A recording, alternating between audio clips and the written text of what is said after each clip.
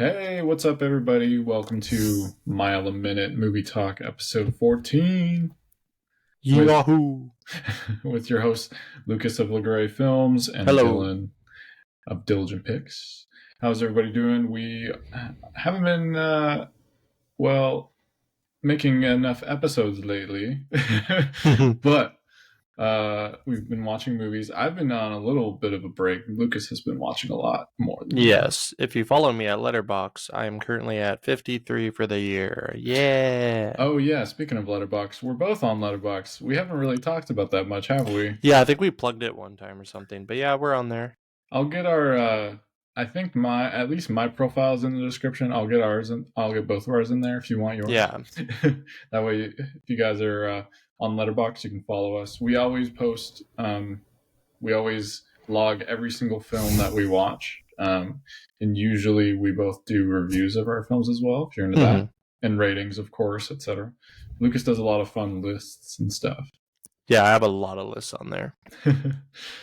Well, today we want to actually do something crazy and talk about a movie we literally just watched and ended almost 45 minutes ago, or about 45 minutes ago. And, Yes. we also wanted to just talk about that tonight. Maybe if we have a little extra time, it's going to be a short episode. We're both getting pretty tired.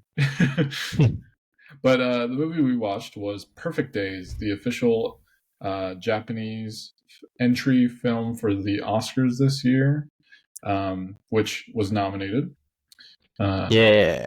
Directed by Wim Wenders. Of German. Yes, who is not Japanese. Yes. This is a film that Lucas and I have been aware of for a while now. You know, we follow the Oscars really closely, and Lucas and I were just talking about how he is very aware of all the Japanese entries and likes to watch those. Yes. I will say it's been a while since I've seen one of the Oscar nominations from Japan. I can't. Did you see it Drive My Car? Oh, yeah. That's like 2 years ago. That's the most recent one I could think of. Yeah, last year, I forget what they nominated. I didn't see Shoplifters. I know that's like the only that's one like 2018. Yeah. But anywho, so we saw Perfect Days, which was a very, very good film. Where we'd love to share our thoughts on that. Just a nice overview. It's for people that might be curious about this film. It's definitely a movie I'd say Lucas would likely agree that's, it's meant to be more of a slice of life. You're getting the perspective of a man who's clearly he has some kind of past that you slowly get bits and pieces of it throughout the film, but really you're just seeing his day-to-day life throughout most of the movie. You're seeing him as a toilet cleaner in Japan, and his name is Hirayama. Is that correct? And played by Koji Yakusho. First time I recall seeing him in a film. I'm pretty sure. I bet I've seen him in something and didn't realize it, but I didn't know him by name. Yeah, he's been in a lot of things. He's been in some of those. Now I'm looking at it. Yeah. Oh, he voiced Grandpa in Mirai. He was in Belle too. He's been in a bunch of stuff. Boy and the Beast. Oh, he's done a lot of anime voice acting. That's pretty cool. Well, yeah, he was incredible. I knew that he was going to be good from the trailers, but as soon as the film started, they plugged a little bit of a Cannes Film Festival Best Actor last year. So that had some pretty high expectations from that point. But I think without spoiling it, he was great throughout the entire film. But that moment of like, oh man, this is a fantastic performance, really hit me at the very end, which we won't spoil for everyone. But Lucas, what did you think of this film? What do you want to talk about first?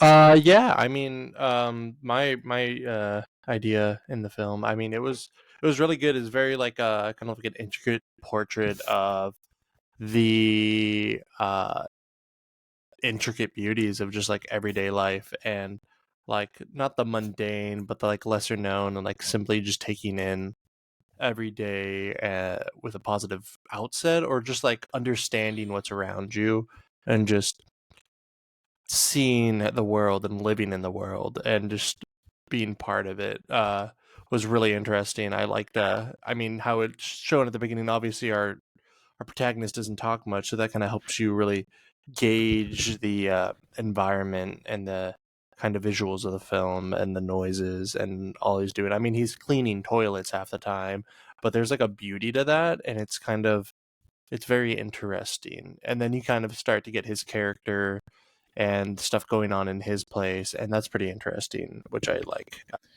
Yeah, so the film, I was trying to look up the term they used to the Japanese term that describes um that describes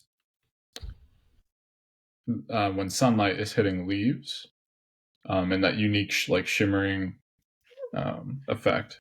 Because that's one of the things we see prominently. Some of the, especially early on in the film, when there isn't a lot of dialogue from our main character in the beginning. At first, it seems like he's really not going to like talk at all very much. Kuro Membi. Yeah, can you describe? Rembi. Japanese words for the dancing shadow pattern created by sunlight shining through the rustling leaves. They're and it's like a once in a lifetime or once in a moment thing. Like it's never repeated because it's such a unique thing. So it's very much kind of like living in the moment, which is kind of a lot of what the film is kind of talking about at points. There's literally a saying where they're like, now is now, tomorrow, next time is what he tells his niece at one point. And so that's kind of understanding the beauty of life in the moment and understanding what life is in that moment and living that moment to like the fullest and to your enjoyment and how you want to live that. And that was kind of a lot of what he was doing in the film. Even though he was doing a lot of it repetitively, his life was he had a kind of a ritual going to it. And that's kind of like the beauty of his days, that he has a ritual to start his day to get him prepared for the world he's going into that he just loves to be in. I think that the next time is next time, now is now. It really does make you think about the film in a lot of ways, because right soon after that moment, as Lucas brought up, we see this character, his niece, come into the film, and that really brings a nice, interesting change of pace to the movie in that sequence, because we see our character have to now interact, because it was an unexpected meeting. He didn't realize his niece was going to show up, and so we learn a little bit about their relationship, and as well as his relationship, our main character's relationship with his sister, and we feel that in the film, when things are going really well, for our main character, you see that to the fullest, and then all of a sudden when things are not going well, you feel that and you see that too. Yeah, you can kind of understand from the meeting with his sister that he's running from something through the way he is carrying his life and like putting himself in a very ordinary man's world and living it and just taking every day step by step. And then he meets his sister, and she kind of hints at some things with his father, their mutual father that they have, and then possibly that he had a bigger life before, because she's like, "You're really cleaning toilets now. This is the place you really live in," and kind of like that there was something there before, but you never find out what it was, and that's kind of like I really like that aspect, because you just know him then. You just know him in like how he is right now, and you're not doing anything. I mean, he gets emotional after he meets a character who has cancer, and you can kind of piece together that there was definitely something there before that isn't there anymore, and this is kind of like not his reaction, but the life he made coming out of that situation and making his life beautiful in the way that he wanted.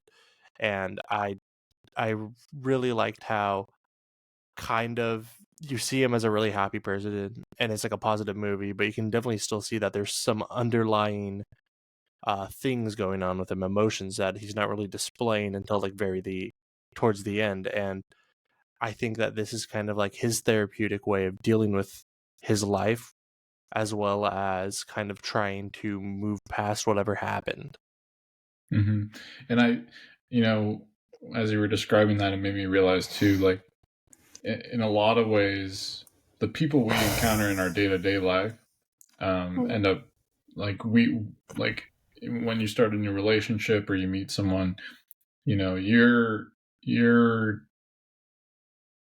I guess getting the most out of that person in the moment and there Mhm. in now versus there's usually at some point in a conversation you might have with someone it might come up that at the end of the day it doesn't matter who you were before, it doesn't matter what you did before. All that matters is who you are now and like the person you are to me, Mhm. or that you're presenting to the world, right? Because Yeah. like it almost feels like maybe like I don't know if this is too far fetched to say, but it almost feels like his character is like going through some sort of redemptive phase, or like maybe something happened like that was really sad or bad in his life, and that maybe he did something, and then I wouldn't say this is like his punishment, so to say, but I would say that maybe there's something there that maybe he feels like he either needs to be doing something very simple, like he maybe he had like a very complex life, a very like Mhm. or a very rich life or something, but Yeah. yeah. Yeah, I see what you're saying. Like he feels partially responsible for something that happened, possibly, and kind of not punishing himself, but putting him in a place where he is doing something that he sees as a service, and he's keeping his life simple. He's keeping this ritual. I mean, very similar to at points methodically, not like at least certainly as the film Ritual. I forget his name. Hideki Anno, I think, did that one. Mm. uh and it's about a girl who has a ritual for something, and she like kind of uses it as a way as a distraction. That one's more complex and why it's that, but like this one obviously doesn't tell you why he's doing this and why he's doing these things, but he's very much like trying to further himself as a person. I mean, he's a really nice person, as you see through the film, and he's really trying to like he reads a book all the time, and he very much has this life that he's set on, and he lives it. And then anytime he's thrown a wrench, he kind of his emotions are kind of very flustered, and he seems very disorganized because he's almost seems like he's not like a zombie, but like this is what he wants to have, this simple life. And when something changes, he becomes more human on screen. He becomes more human with his interactions, but his emotions definitely come out more.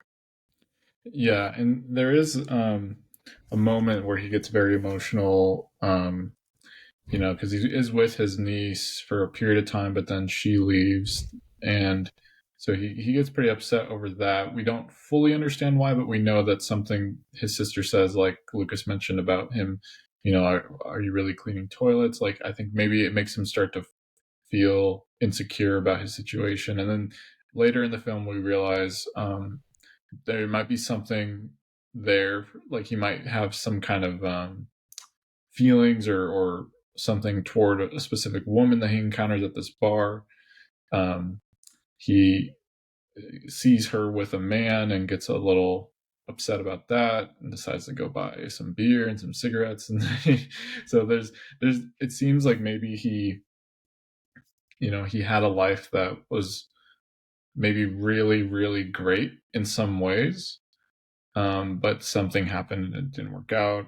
Um, but there's also some elements of the film that I'm still having to process and interpret more. Like, what did you think of the homeless man that he keeps encountering? I mean, he seemed like like almost like a physical representation of the trees. Mm, And like his movements every time you saw him, he was kind of like moving like very spiritually, and mm-hmm, kind of like how our character is always looking at the trees and capturing those moments with a camera, as well as like his mind and just staring at its beauty. He's kind of sees this man as someone who lives freely but with nothing, and kind of floats around and moves with the sways of life like the trees. And so him is very, as a character, is very interesting because I think he doesn't, not necessarily sympathizes, but like is very like he feels the same as as the homeless man at points. and and he definitely cares for him. I mean, he checks in on him, and when he's not there, he like sees him around town and stuff like that. mm, Um, and they have like this understanding. You see them exchange glances and such, and so I definitely feel like he sees some similarities in their like methodic lifestyles and how they kind of just go in circulation, and that they both are kind of broken in some way, or they have some past that they're not running from, but they haven't recovered from yet.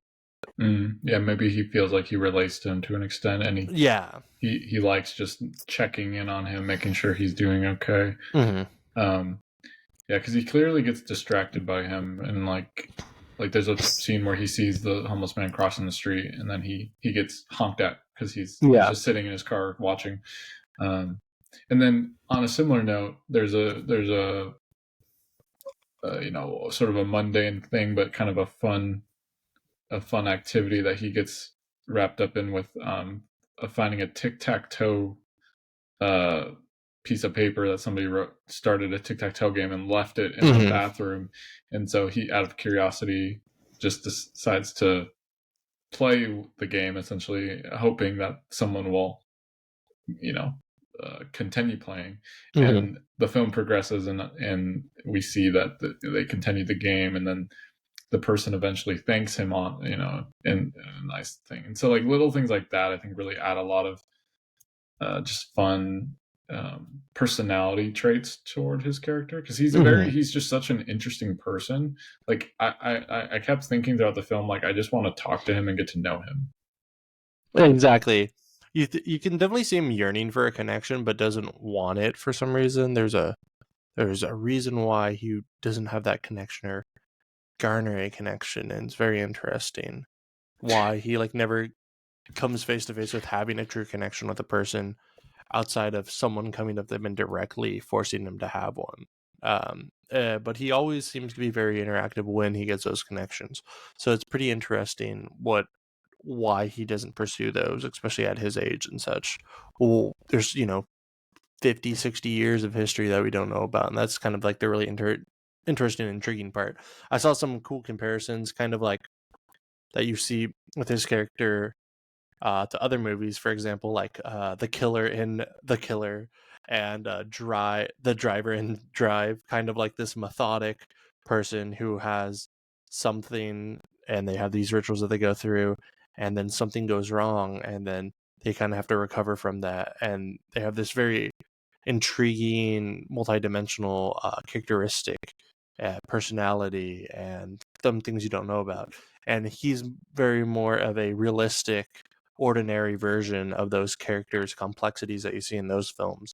And you see a lot of that, like with those characters, as well as him, kind of like being someone who feels like they might not deserve the human connections of some sort, and that they've been forced into this corner one way or another. And I definitely can kind of see that with his character a lot, with how he interacts with people. Yeah. I really like, I think as much as I found the non-dialogue scenes, the visual representation scenes, very interesting. I think anytime the film changed direction with somebody that entered his life, it really felt like a very impactful moment. Like I was reading what Mike Flanagan had to say about this. Yeah. And it was really interesting how those moments, whether it's with his coworker, who's trying to sway a woman and is like not doing well financially. There's this great moment where they decide to go to, or he's in the car with this woman, and our main character is in the back seat, and they discover the cassette tapes, which he has this great collection. And it's really nice. They have speaking of those cassette tapes, they essentially play more than a role in the film, but they essentially become the soundtrack of the film. Yeah. Which is a great soundtrack. Tons of classics. Yeah. Speaking of cassettes, if you're watching on YouTube, the giant rack right there. I see them. He ends up trying to get our main character to sell the cassettes because they're worth a lot of money. He's got all Mm-hmm. these rare tapes that are worth hundreds of dollars. So they go to a used cassette store, and there's this just really funny moment where a really awkward moment where his coworker wants to sell one because he really needs it for the money for this date, and the whole time our main character is just Hirayama's just like basically asking for it back, but without saying anything, just looking at him with this hard stare and like putting his hand out like, come on.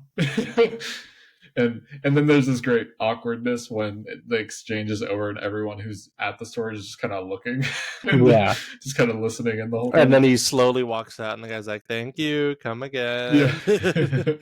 I'm sure you've encountered some interesting moments like that from your video store days. Yeah. So yeah, I love how the director decided to depict certain sequences because there's a lot of like unexpected moments of humor. I think especially with that character because he is so exaggerative.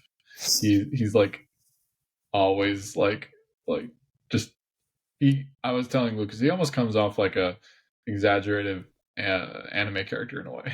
Yeah. And it's funny because there's a lot of these characters throughout the film that come and go for various reasons. I think that was one of the things I thought was so interesting. There's not our main character Hirayama is the only consistent one. Yeah.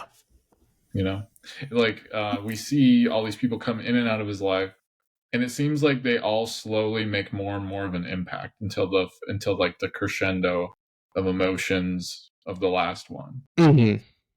Yeah, because you see all these like a breadcrumb trail of interactions through his routine, how they get thrown off by people's connections with him, and then he begins to, when put in these moments, he starts to kind of feed into them more in these connections and have them with the people, and you can definitely see that kind of like at the end with a man that's staring like death in the face, kind of gets to him definitely more as he thinks about mortality, probably, and just this man and how that kind of affects him. Yeah, I think. What did you think of the dream sequences? I'll call them. Yeah, those are pretty interesting. I mean, it definitely feeds into the that term komorebi, if I say that right. It definitely feeds into that term, and like kind of his dreams are capturing these moments, and they're very abstract, black and white, layered footage over each other, and you kind of can't really discern too much except for images that are about to come in the next scene and images that had come in the scene before, and so it's kind of like this collage of his life up to that point and like by day, and so it's I didn't really know what to garner from them. They're very interesting. I don't know what he exactly was having those dreams for, but I feel like they're comparison of the human interactions he was having with his visual understanding of like the shadows, because shadows do play a part in the movie later as well, and like the idiosyncrasy of the kind of like uniqueness of those shadows, and that's pretty much like how his character kind of is subconsciously wanting something unique or appreciating this uniqueness in a way that he doesn't understand fully what he wants in the moment when he's having these dreams, but he eventually understands after these more interactions happen. Yeah, I like you. I had a hard time interpreting the overall point of some of them, but I think they were so interesting and fascinating that I always look forward to them and attempting to analyze them. We do see some slight connections. I think there's like he loves to take photos of the trees with the sunlight on them, and he uses this older, what appears to be like a black and white camera. And then I mean, that's the film, not the camera. It's just like a 90s camera. Oh, okay. But then doesn't he ends up getting it developed, right? And it's all black and white? Yeah. It's just the film he uses. Oh, okay. Yeah. But yeah, so I think I noticed because of the black and white imagery Mm-hmm. of the leaves and things that he decides to keep. I saw semblances of that in his dreams, so it's like I almost wonder if he's like, because you see, like you said, you see him kind of a mixture of nature, and then you see some like slight imagery of people, or like Mm-hmm. there's like close-ups of eyes, Yeah. um but yeah, it's that's something I really want to look into more. Yeah, I think it's kind of like falls into what I was saying just about like the meaning of that term kind of playing a lot into his character and what he wants from life subconsciously and has Mm. not like for some reason does not pursue it or feels like he needs it or wants it or deserves it. And so kind of those dreams of having some type of like permanent connection or something that he feels is so beautiful, like the world that he views around him as in a person or some sort. Did you feel like there were certain dreams that felt a little more either chaotic or Yeah. Near the end, the last like one or two were definitely more like intense? yeah, more intense, more stressful. The soundscape was very interesting. It Mm-hmm. sounded like not necessarily like horror, but like very like Eerie. darker. Yeah, very eerie, foreboding sounds compared to before. It was kind of like a more atmospheric, like cacophony Mm-hmm. of just like the world as well as like a subtle mix of music along that. And they were usually like showing a person or something like that, where the last one was kind of more abstract mm, in its absolution than the rest of them. It was way I felt more like out they there. got more and more abstract. Yeah, because like in the Like, middle, you were seeing before and after he ran into his niece. They showed his like niece on the bike, kind of in one, and then before she came, they were showing eyes, and it was kind of more vague. And then you're like, oh, it's kind of a representation of her, and you don't know if it was kind of like it was like him eventually going to meet her, just thinking about her and stuff like that. yeah, speaking of his niece, I thought she was a great character. I think my favorite section of the film is when she shows up because of Mm-hmm. one thing I really enjoyed was the conversations they have about media in particular, and like, he uses cassette tapes, she doesn't know how to use them, so I Yeah. love seeing those like teaching moments, as well as the confusion on both sides, how she doesn't know like who Van Morrison is, and Yeah. he doesn't know what Spotify is. And there's this great sense of like, okay, neither person fully understands the other person's world, but they appreciate both of them, both sides of the world. Mm-hmm. Like, he got her this camera that's the same one he has, Yeah. but he doesn't remember that he got her the camera. I don't know if that's a sign or just, Yeah, a sign of him kind of like trying to distance himself from memories of before or mm, memories back home. yeah, yeah, that's a good point.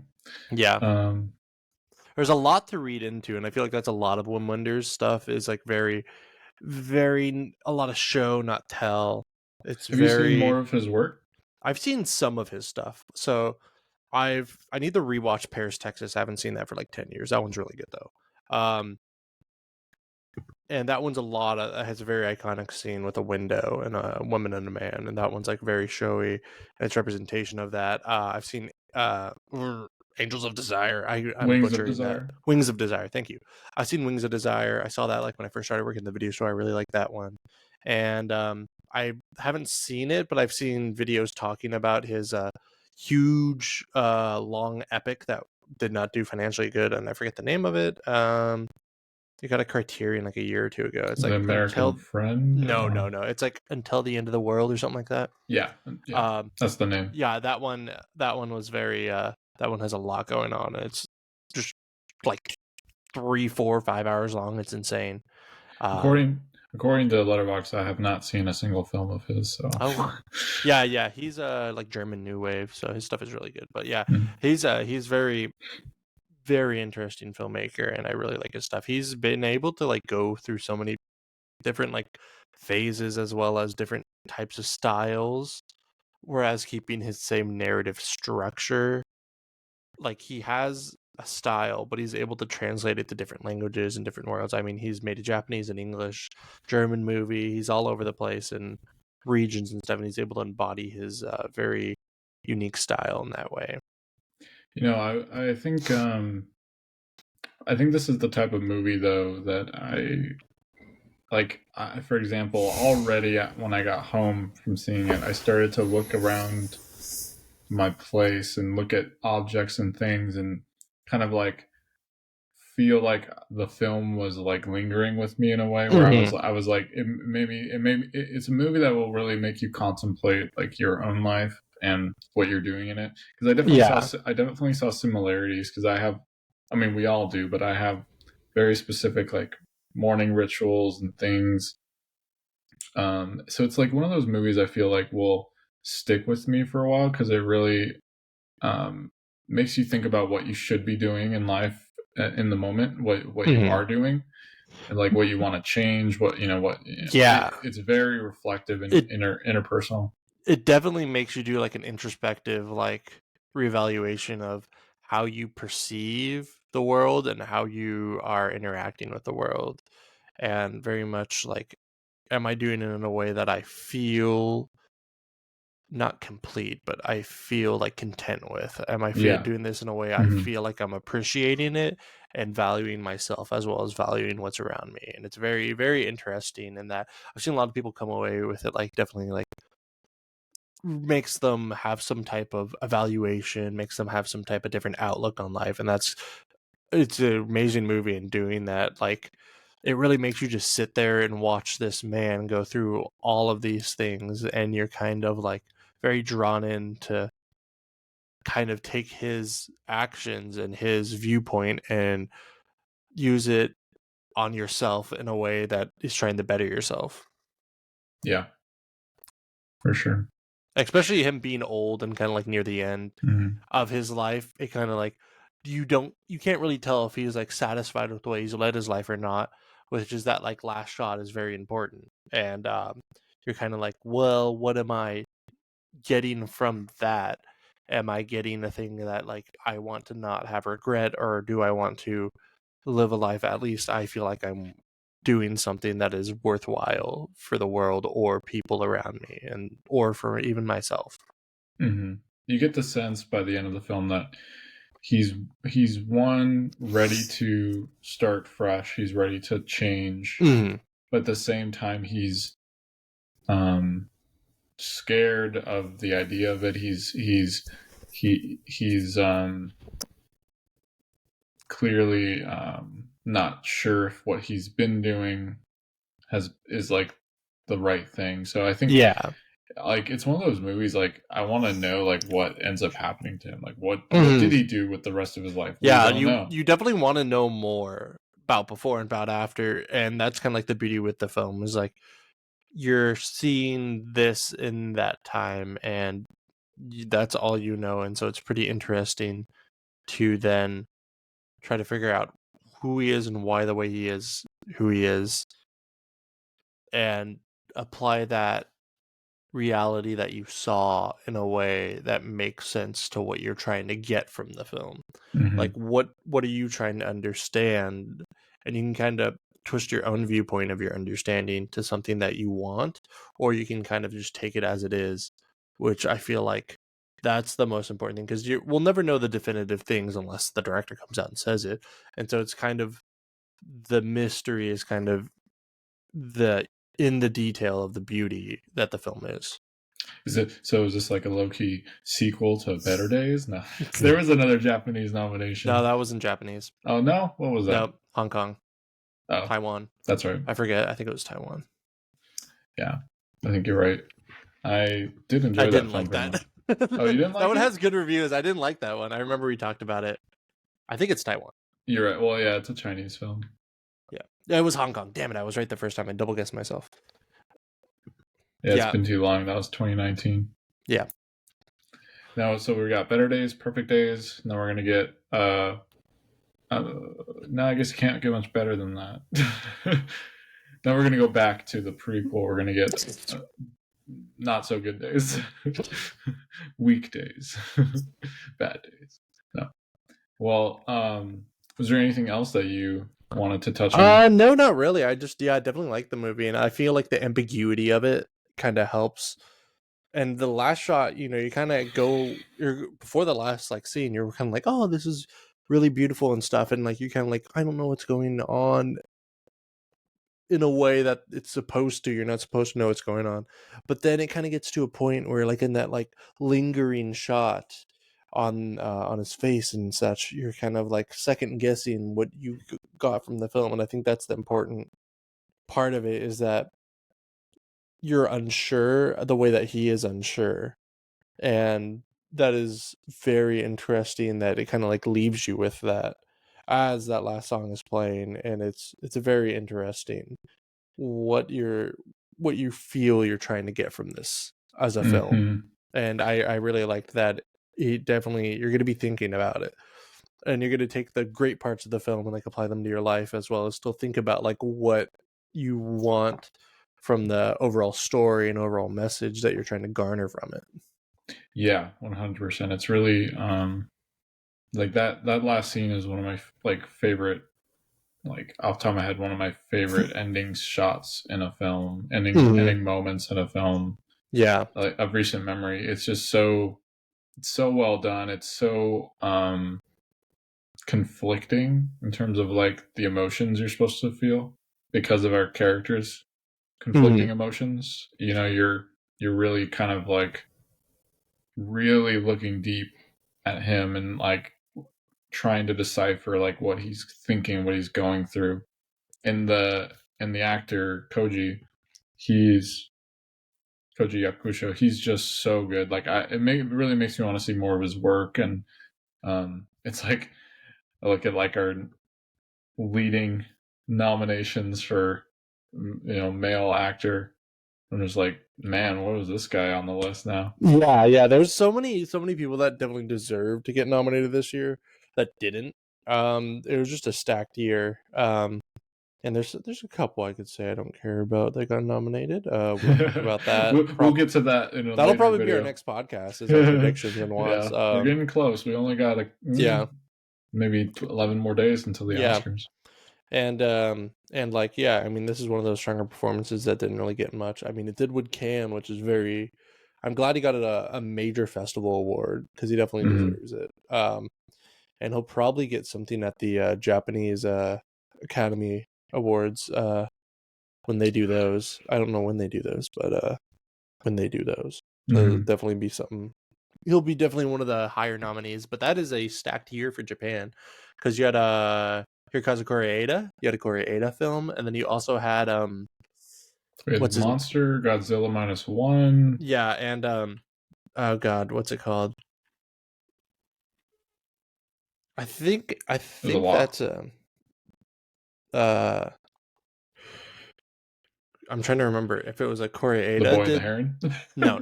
Koreeda did Monster. So then there was the other guy who did Drive My Car. He came out with a new movie this year. Oh. I always forget his name. Ryusuke Hamaguchi. Evil Does Not Exist. That's what I was trying to remember. Okay, that's so the those only one. Both lost out the Japanese nominee to a non-Japanese director, which was very controversial, because it was the first time a non-Japanese director won the Japanese film body's nomination for international film for the Academy Awards. Yes. But yeah, I'm obviously Ryusuke Hamaguchi, as well as Hirokazu Koreeda, both have won the nomination in recent years, where Hamaguchi actually won the award for Drive My Car. Hirokazu Koreeda won for Shoplifters, but didn't win the International Best Feature award, but he won the nomination. Oh, okay. Yeah, he didn't win that year. I think it was that was Roma. That was the year of Roma. Yeah, I think so. And if you haven't seen a Koreeda film, oh Jesus, Shoplifters. That's the one. Shoplifters, Monster, Broker, Nobody Knows. He also did one that was like about Still Walking's really good. I saw The Third Murder. That one won that year the Japanese Academy I Awards. definitely need to get on my Koreeda has been game. around since the 90s, and his stuff is all like very, very hits you hard. There's I think it's him. I watched a documentary he did for a Japanese cinema class, Without Memory, and that one's really good. It's about a man who has a disease where he cannot form new memories, and it's kind of him dealing with being a father and not being able to have these memories of his children as they grow up. And that movie was so sad. It's really good. I think it's like on YouTube. It's pretty short. It's like 50 minutes. But yeah, that one's great. I watched that I watched that for a class. That was awesome. But yeah, there's sounds really good.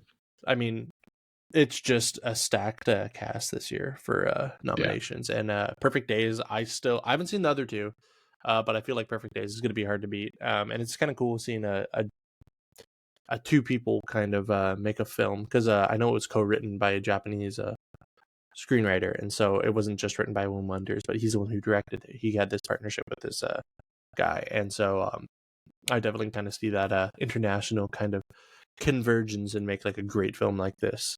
Yeah, I think that's what also makes it so great, is that it has a mix of culture in the creation of it. Yeah. But well, if you couldn't already tell, Lucas and I like this film a lot. Yes, very good. And we think you should definitely check it out. Yeah, definitely check it out. Oh, and if you've already checked it out, definitely let us know what you think about it. Yeah, I mean, that's definitely, we definitely tend to be more positive in our reviews, but I mean, it's award season, and so we're going to see a lot of well-renowned movies and movies that a lot of people just like, and this one is definitely one of the highest reviewed movies from last year. And I've only heard good things about it. I can see how people wouldn't like it if they just don't want to pay attention. It's hard to knock the film in any way, unless you can't really read into subtext and the visual engagement and stuff like that.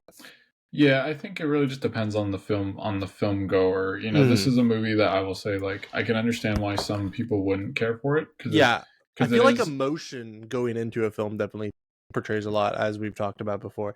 If you're not in the right headspace going into a certain film or watching something, you might not come out of that the way that you want to or you intend to, and that can definitely sway your opinion a lot. Yeah, for sure. You know, like it's a movie that is slower paced. There's even for me, there are some parts where I was not necessarily losing interest, but definitely kind of thinking, all right, well, where's this going? Exactly. But I was never, I wouldn't say I was ever bored. But I do think there are some people that, if they're not used to like certain narrative structures, where like this more slice of life style, if that's not your thing, where it's not like a act 1, act 2, act 3 kind of standard film structure, then, you know, this might be, you know, a harder sell for you. But if you're willing to give it a chance and dig deeper into a film, I think this is worth seeing for everyone. Yeah. Overall, just definitely a great film. Well, everybody, that was fun. It's been a while since we talked so in depth about one movie, and we kind of missed doing that. So we're hoping to keep this up. Definitely with this season of a lot of bigger films coming up, we're going to definitely try to lean heavy into talking about movies that are coming out now and movies that are topical, and definitely lean heavy into that, while also touching on a lot of the other films that we have been watching. There's just a lot between us. We watched so many in January that we were kind of overwhelmed by the idea of doing that in one video. So you'll probably get that trickled in throughout several videos, if not, you know, two-parter at some point. But for now, just enjoy the new episode, and we'll be back soon. You know, we're going to be doing our Oscar reactions, predictions, etc. Predictions definitely coming out soon. So, well, everybody, enjoy. We're wrapping up February. I hope everyone has a good rest of the month and a great start to March, and we'll see you soon. Anything else, Lucas? No, I'm ready to move into March. I'll be working on a feature film. Ooh, so I'll plug that when we're done with that. It'll be on some streaming service in the future. So very cool. Well, Thank you again, everyone, and thanks for watching another episode of Mile a Minute. Movie talk.